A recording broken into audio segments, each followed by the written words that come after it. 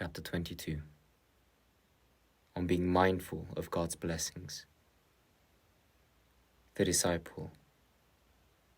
Open my heart, O Lord, to know your law, and teach me to live according to your commandments.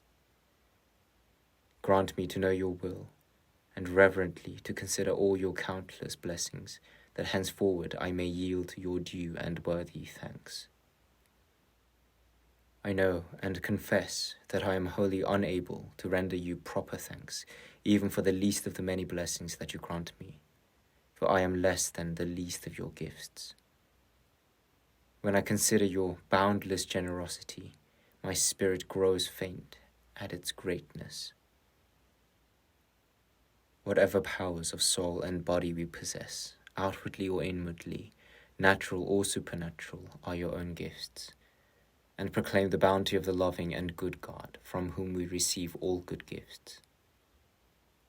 And whether we receive more or less, all gifts are yours, and without you we have nothing. Thus, whoever has received abundant gifts may not on that account boast of his merits, nor exalt himself above his fellows, nor despise any who are less richly endowed.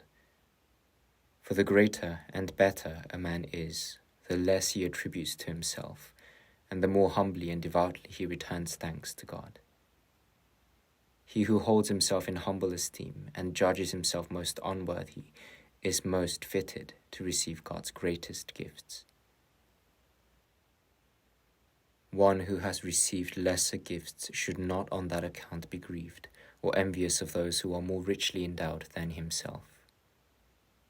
Rather, he should turn to you and praise your goodness, for your gifts are given generously, freely, and readily, without respect of persons.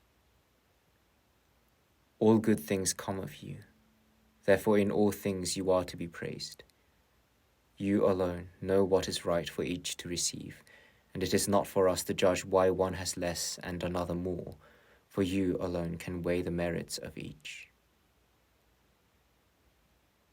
O Lord God, I count it a great mercy not to possess many of those gifts which outwardly appear praiseworthy and admirable in the eyes of men. For a man who recognizes his own poverty and worthlessness should not be sad and sorry, nor be dejected on that account. Rather should he take comfort and be glad, for you, O God, have chosen the poor, the humble, and the despised of this world to be your own familiar friends and servants. Your apostles are themselves witnesses of this, whom you have made princes over the whole earth.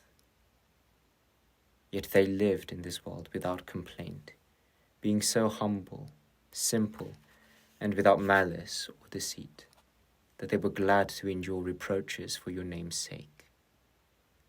And what the world seeks to avoid, they embraced with ready gladness. Nothing should give so much joy to one who loves you and receives your blessings as that your holy will, and the good pleasure of your eternal purpose should be accomplished in him. With this, he should be so greatly comforted and content that he would as gladly be accounted the least of men as others might desire to be accounted great. He would be as peaceable and content in the last place as in the first, as willing to be a despised outcast of no name or reputation, as to be honored and exalted among the great. Your will and the honor of your name must come before all else. This will bring greater comfort and richer pleasure than all other benefits that have been or may be given.